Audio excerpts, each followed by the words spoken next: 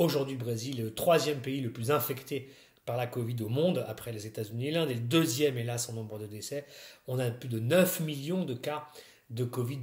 répertoriés au Brésil, et on a plus de 225 000 décès à déplorer dans ce pays, aujourd'hui, dans une Amérique latine qui est l'épicentre avec les États-Unis de la pandémie de Covid-19. Ce Covid a changé beaucoup de choses, en particulier sur le plan politique, et c'est à ça que je vais m'intéresser. Il y a eu un réel changement socio-politique, électoral. Les bases qui soutenaient le bolsonarisme du premier temps, on va dire, du premier chapitre, eh bien, se sont partiellement modifiées. En effet, la bataille, ça a été celle du confinement. Bolsonaro s'est levé contre les mesures de confinement, comme nous le savons tous, et ça a eu des effets intérieurs très importants. L'effet intérieur, c'est que Bolsonaro a tenu ce discours en polarisant à dessein autour du confinement, en disant voilà, d'un côté, il y a moi, Bolsonaro, vous, le peuple brésilien oublié, qui en particulier celui des intérieurs, du monde rural, des périphéries, qui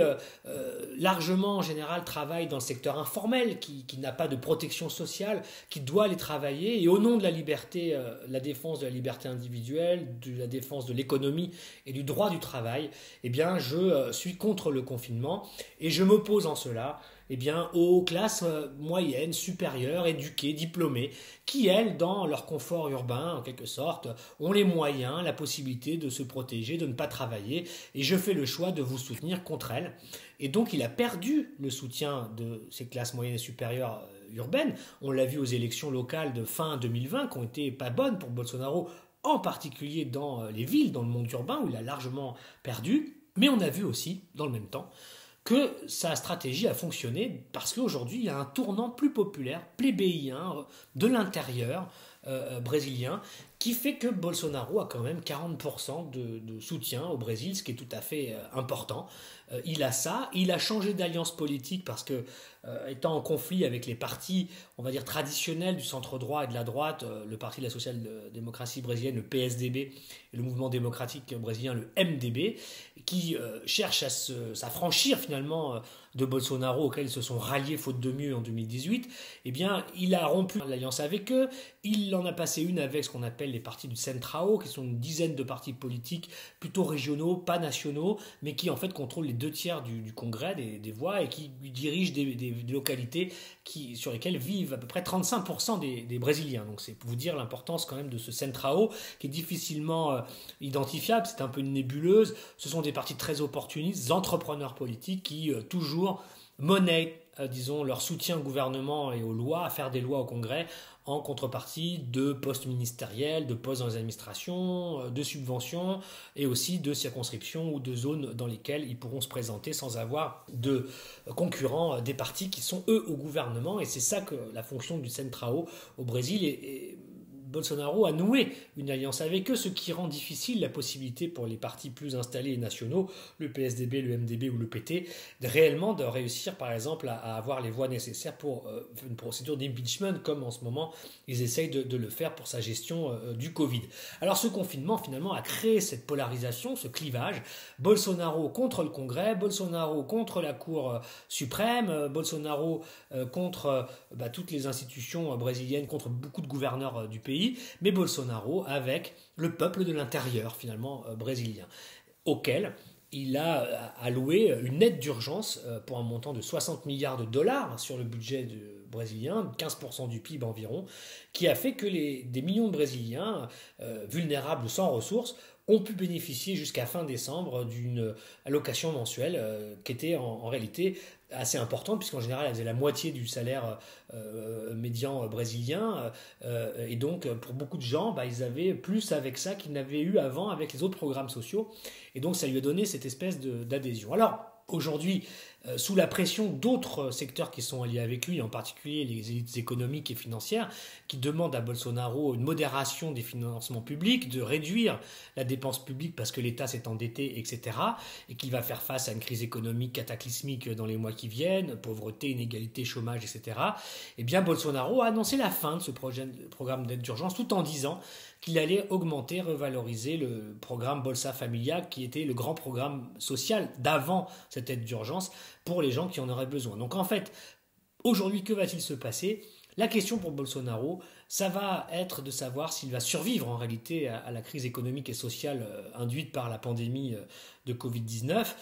Et donc, pour ce faire, il va devoir gérer des intérêts et des demandes contradictoires. À la fois celles d'une partie qui sont encore alliées avec lui, qui sont les marchés financiers et les élites économiques, qui demandent donc de la modération des finances publiques, et puis de l'autre, ce nouveau peuple, électorat, disons, brésilien et du Centrao, qui aujourd'hui sont avec lui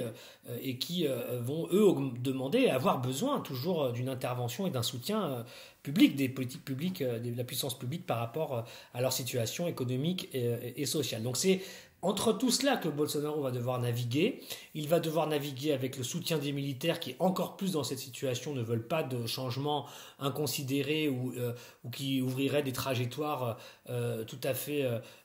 incertaines pour le Brésil. Donc ça reste leur homme, Bolsonaro, aujourd'hui aux militaires, c'est pas rien. Les militaires voient aussi en Bolsonaro quelqu'un qui va pouvoir bien continuer à modeler cet État brésilien fort, voire même autoritaire si c'est nécessaire en cas de crise importante, comme c'est en train de se passer. Et de l'autre côté, il y a une recomposition de la droite brésilienne où il est en concurrence avec les partis traditionnels du centre-droit et de la droite qui vont chercher à placer un candidat qui pourrait être Sergio Moro, le juge populaire, ancien ministre de la Justice qui a rompu avec Bolsonaro, l'accusant à son tour d'instrumentaliser la police pour protéger ses intérêts et ceux de sa famille désormais visés par les enquêtes de corruption. Ou bien João Doria, gouverneur de l'État de Sao Paulo, l'État le plus puissant, qui représente vraiment ce poumon économique et les élites économiques et commerciales et financières brésiliennes, qui est un peu l'homme qui pourrait être le rival à droite de Bolsonaro. Donc c'est surtout là que ça va se jouer entre eux. La gauche de son côté reste aujourd'hui en convalescence. Lula, son champion, n'est pas en capacité aujourd'hui de pouvoir se présenter parce qu'il est toujours interdit par la justice d'exercer des mandats politiques.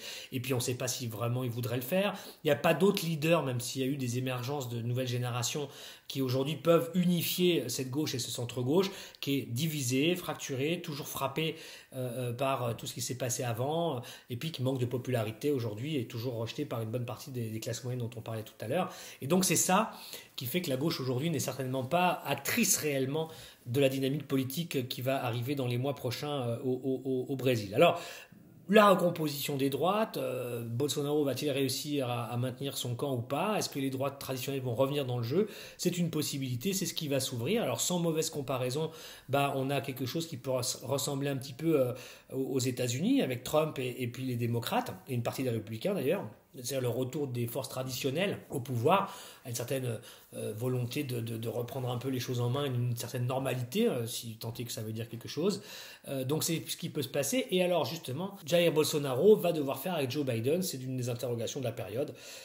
Il a fait une lettre publique, Bolsonaro, très très polie, courtoise, et qui a montré que le Brésil voulait montrer patte blanche avec la nouvelle administration américaine, qui était d'accord pour parler de tout, protéger l'environnement, l'Amazonie, le développement durable, et qui voulait un accord de libre-échange avec les États-Unis, que le Brésil restait un allié indéfectible de Washington, quel que soit son locataire. Donc on va voir effectivement comment évoluent les relations